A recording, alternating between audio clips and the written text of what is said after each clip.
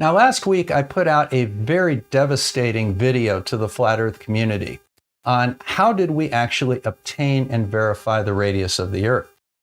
And in that video, what I did was I looked at some of the optical means that we have to address the radius of the Earth, specifically the Eratosthenes experiment, Al-Biruni, and then an equation I derived to answer a very specific question, to estimate the radius of the Earth based on how much of an object was hidden over the horizon. But that wasn't what I did the video for. It was just kind of the lead up to it. I addressed the optical issues, and then I presented my case for the fact that the distances across the ground, which are easily measurable by anyone, confirmed the radius of the Earth based on great circle distances. And that was what the entire video was about. But rather than address that, Quantum Eraser wanted to seize upon the formula that I came up with, which we kind of tongue-in-cheek named the method Al-Biruni. But let's go ahead and have a look at that presentation so that we can get some clues and some insight into his misunderstanding of the problem, his misapplication of the mathematics, and the faulty conclusions that he reached. So let's go ahead and have a listen to Quantum Eraser.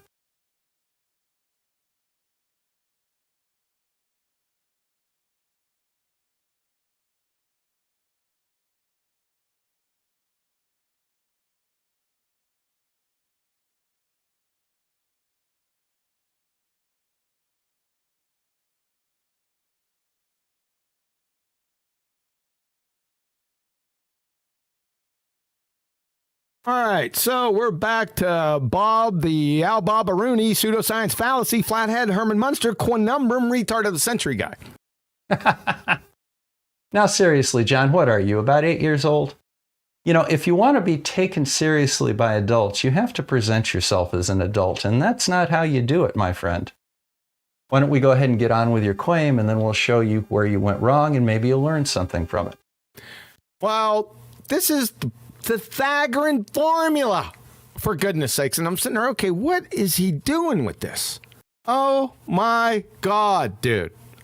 This is Pythagorean. But you didn't come up with this, Bob. And then you and Hillbilly Blue Balls, the redneck retard, he helped you coin Vinnie Barbarino? All right, so let's go see if we can help John out a little bit. First of all, that's not the Pythagorean theorem. That's the Pythagorean theorem. As you can tell, they're not the same. Now, what I did with my math was that I took the curve calculator, which is the one that you see online. Walter Bislin's is a good example. And what I wanted to do is I wanted to see whether or not I could determine the radius of the Earth based on the amount of an object in the distance over the horizon that was hidden from my view. Now, just to save you the trouble of going through it again, I'll go ahead and link the video where I came up with this, so that you can review it in its entirety. It's a 10 or 15 minute video, and I don't want to have to go through it all again right now. But here's what I came up with. If I was standing on the shore, right here, there's me, and I looked out at the horizon, there would be a point that would be my horizon. Now, if I am 6 feet tall, or 6 feet above the water, that point would be 3 miles away, roughly. Now, the thought that I had was it would be very difficult for me to stand here and try and figure out where that was. However, if I was here with just my eyes above the water, I could not see anything on the shore below my height, because right there, all that would be hidden from me. And what I did was I went ahead and I used this example after deriving this formula from the curve calculator. And that is that the distance between me at the surface of the Earth and the object I was looking at, and the height is what height that object has to be before I can see it. So in this case, I can't see any of this.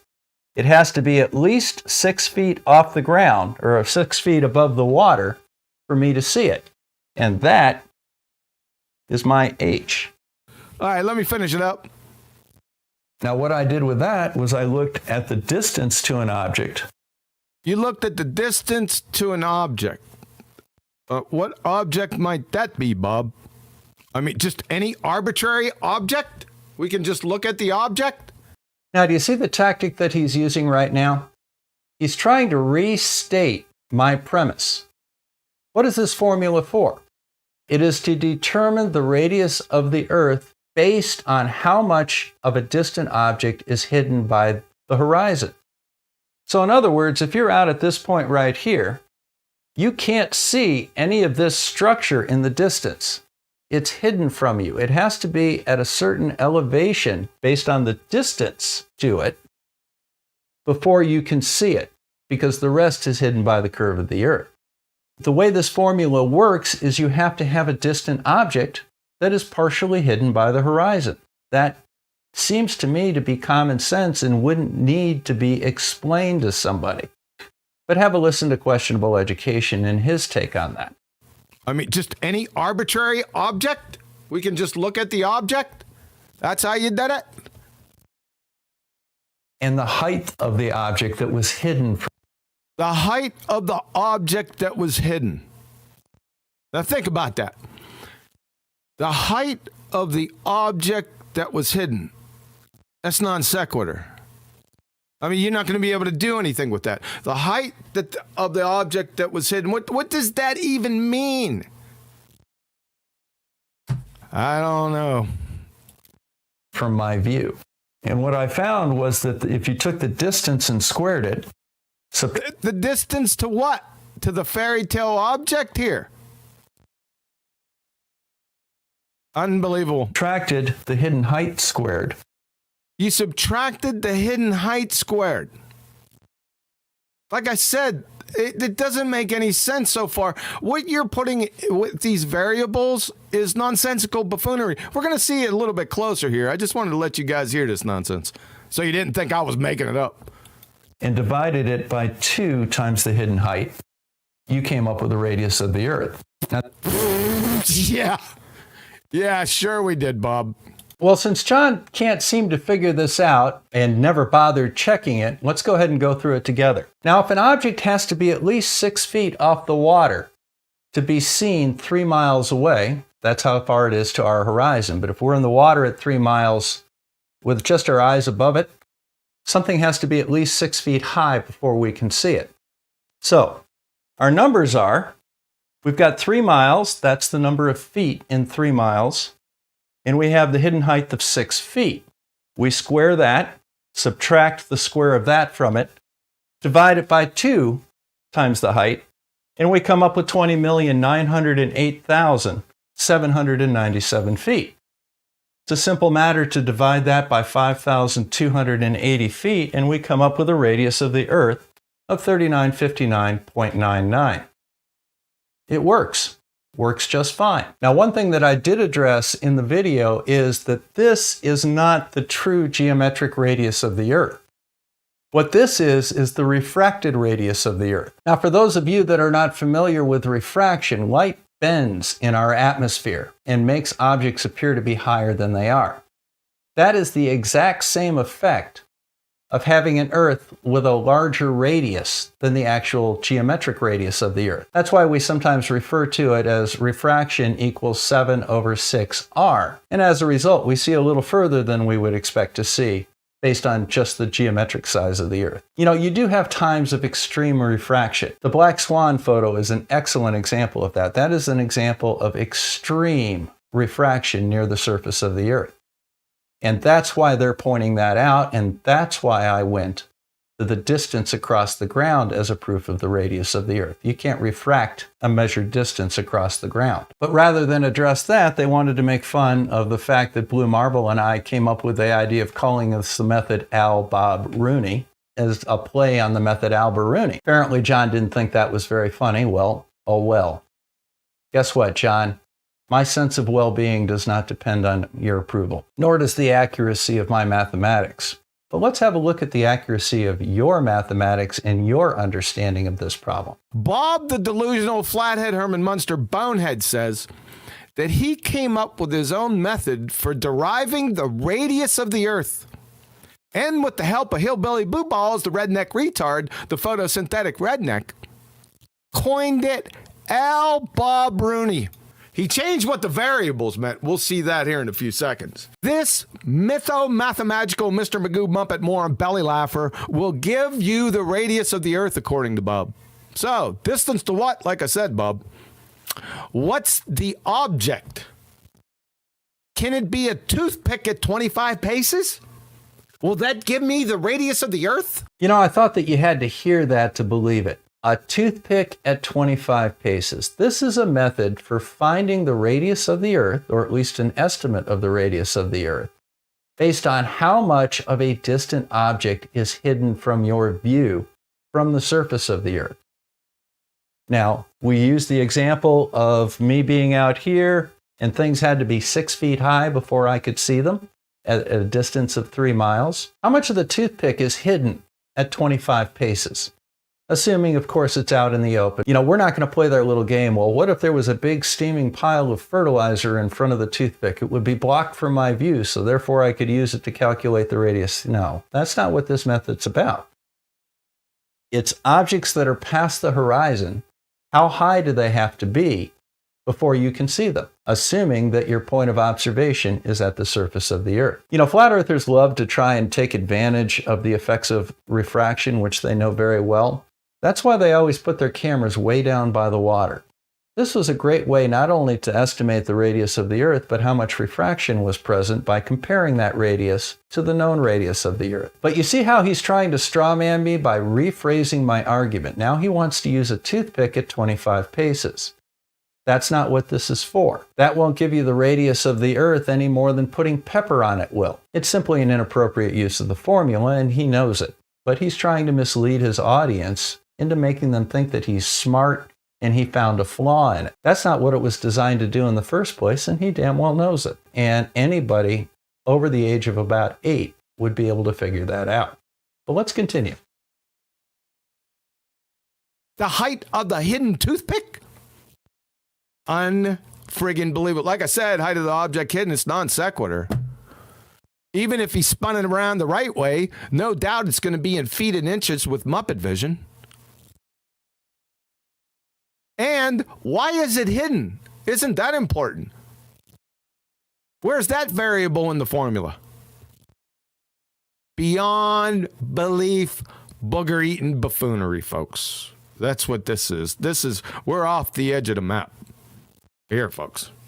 So, let's take a peep at what the variables in the formula actually mean and how the formula is actually used to determine the radius of the Earth. Okay, now before we go into the black swan, let's go ahead and correct some misconceptions that people have about the black swan. First of all, the globe distance to the black swan from the observer point as listed, although I don't think they actually put the coordinates in, is 9.41 miles. Let's assume that that's correct because it does seem reasonable. You multiply that out, you get 49,685 feet. You square that, and then you have to subtract the square of the hidden height. This is a flaw in the argument for the black swan. Brandon Toy and I actually looked at that, and you cannot identify anything below about 20 feet above the waterline on the black swan. I've got a full video on that. They never take that into account, the fact that part of the black swan is hidden by the curve of the Earth, because the horizon is between the beach and the oil rig. It's actually at about 1.85 miles. You divide that by 20 times 2, and you get a radius of the Earth of 11,688 miles. Why so big? Because it's an extremely refracted day. Extremely refracted day. That's why we don't do measurements like this on days with that type of extreme refraction. Now, if you look at a regular photo of habitat, you're going to find probably 40 feet of that oil rig is missing over a nice clear horizon, not an ambiguous one like in the black swan, but over a nice sharp clear horizon. Do the math for that, you get something that's a lot closer to the actual radius of the Earth, because that's a normal refraction day. Now, one last thing that I really want to emphasize. That's a great circle distance on a sphere. If you want to claim the Earth is flat, you can't use the great circle distance. I'm not going to allow you to do that. You have to calculate the flat Earth distance based on triangles. You can't use a globe distance to claim the Earth isn't a globe. That is a true non sequitur. The globe distance is a great circle distance across the surface of a sphere. You find it using spherical trigonometry, specifically something called the Haversine formula, and that's right here. Now on the flat Earth, you must use a two-dimensional triangle, and you can only use the Pythagorean theorem or the law of cosines. So let me show you how to calculate the flat Earth distance between 2 points. So if you have point 1 here, and you have point 2 over here, what you have to do is you have to draw a line to the North Pole and then back down to point 2. This angle is the difference in longitude between these 2 points. The length of these lines is based on the number of degrees of latitude between your position and the North Pole. So for example, if that's at 40 degrees north latitude, it will be 50 degrees to the pole, or 3,000 miles. Here, we'll bring this down a little bit, but likewise, if this one is at 30 degrees north latitude, it is 60 degrees to the pole, or 3,600 miles. Now, what you need to do then is you need to figure out that distance. You solve for the triangle. Now, if this is 90 degrees, you can use the Pythagorean theorem. If it's not, you have to use something called the law of cosines. You have that angle, and you have these two sides. You have to solve for that one. And the formula for that is rather simple. If that's A, that's B, and that's C, C squared equals A squared plus B squared minus 2AB cosine your angle. Have at it, folks. So, let's take a peep at what the variables in the formula actually mean and how the formula is actually used to determine the radius of the Earth. We'll use everyone's favorite, the black swan. Now, just in case this is a little bit, it's kind of small. Let me see if I can help you out here. Ha ha! How about that? So, if everyone could look right here beneath Pythagorean formula right here, does everyone notice what this looks like? What is this? That's Bob's formula, isn't it? There, right there. That's Bob's formula. He just stole it from Pythagoras. He made it his own, right? And he called it Al Barbaruni. There it is, folks, right there. So it's easy to find the radius, right? Using Pythagorean formula. We did it back in 2020 when the Black Swan first came out, right? The radius in miles equals the distance to the horizon in miles. Viewing height, right? That's what H means. And over 2 times the viewing height.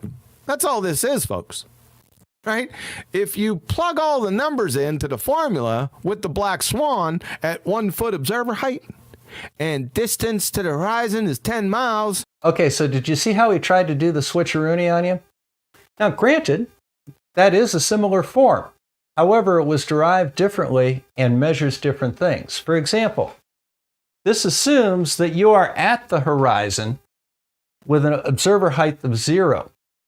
The H is not your observer height.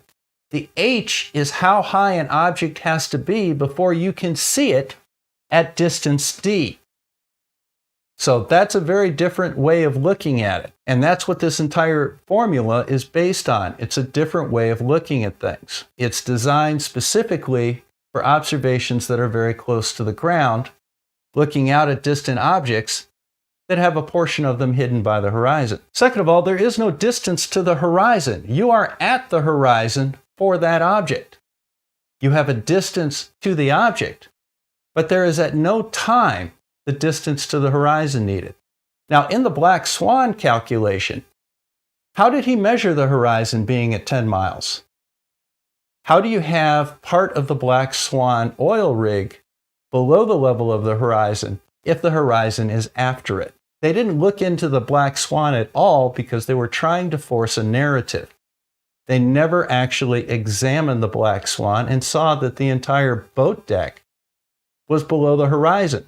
All you can see at most is part of the upper railing of the boat deck. That boat deck is over 15 feet off the water. So the idea that the horizon is somehow 10 miles past the oil rig is made up of whole cloth to support the narrative. Now, with heavy refraction, such as you see with the black swan, you can get the horizon seem to curl up due to the extreme refraction. The black swan is in front of that. There is horizon in front of the black swan, which is why you have the bottom 15 or 20 feet missing from the oil rig. They never thought about that. They never took that into account. They claim that the entire oil rig is visible. It is clearly not. And I have a full video with Brandon Toy about that, demonstrating that conclusively. That's why I put 20 feet hidden height in here, because 20 feet is hidden. But because QE put garbage numbers in this and used it in a different way, he came up with a garbage answer. Let's go ahead and listen to it. If you plug all the numbers into the formula with the black swan at 1 foot observer height and distance to the horizon is 10 miles, guess what you get for the radius of the Earth? Guess what that might be? Right there, baby. 264,000 miles. You know, I think it's important to note that that's more than the radar measured distance from the Earth to the Moon. So here's the bottom line, QE. When you try and do middle school math and you come up with a weird answer like this that makes no sense, you did something wrong. Can you think back to where you made your mistake? Your mistake was putting whatever number you wanted to into the distance to the horizon. Had you applied the formula correctly, as I've demonstrated here, you still get a very large radius because of the severe refraction and the fact that the observation was not truly at ground level, it was a foot above ground level, which skews it a little bit as well. But that gives you a really good idea of what you're dealing with. That is nowhere near greater than the distance from the Earth to the Moon. It's nowhere near what you think that it would have to be. And it accounts for what we actually see on the spherical Earth. And by the way, QE, speaking of spherical Earths, it doesn't matter if the Earth has a radius of 3959, or just under 12,000, or 264,000 miles. It still has a radius. It's still a sphere. The only difference between those numbers is how big that sphere is. At no time does that indicate that the Earth is flat.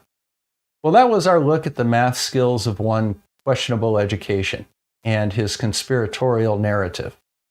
Hopefully this cleared up a few things. We'll have little talks like this from time to time where I'll address things that are going around in the conspiracy community. Try and make some sense out of what they're claiming and then show you the correct way to do it. This is Bob the Science Guy signing out from Northern Michigan. Thank you again.